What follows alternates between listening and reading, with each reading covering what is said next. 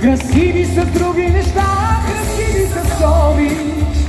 Завирана в трудни дни, когато задълго били сме сами.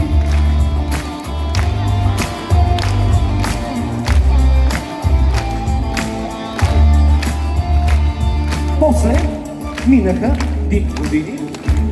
Тя внезапно се влюби друг. Казва, бил по-красив от мене, това е сигурно. Но от някъде чух, той не искал дори да знае, че обичаш го много ти.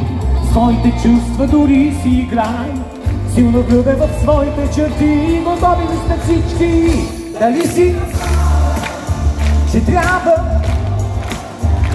да бъдем красиви? Може да си танцувате, коронавируса ще се разлети набързо.